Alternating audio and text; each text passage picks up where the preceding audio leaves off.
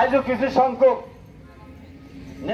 জিয়াউর রহমানের ছবি পদদলিত ও বিএনপির ভারপ্রাপ্ত চেয়ারম্যান তারেক রহমানকে কটূক্তির প্রতিবাদে মানববন্ধন ও প্রতিবাদ সমাবেশ করেছে মাগুরা জেলা জিয়া সাংস্কৃতিক সংস্থা। শনিবার সকালে শহরের চৌরঙ্গি মোড়ে এ কর্মসূচির আয়োজন করেন জাসস নেতৃবৃন্দ। এ সময় বক্তারা বলেন, তারা গভীর উদ্বেগের সঙ্গে লক্ষ্য করেছেন শহীদ জিয়াউর রহমানের ছবি পদদলিত করা হয়েছে এবং তারেক রহমানকে নিয়ে কটূক্তি করা হয়েছে। ভবিষ্যতে এ ধরনের অপকর্মের পুনরাবৃত্তি হলে কঠিন জবাব দেওয়ার হুঁশিয়ারি দেন তারা।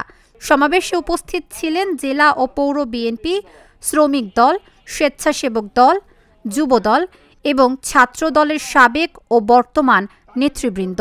প্রতিবাদে আজকে বাংলাদেশ জাতীয়তাবাদী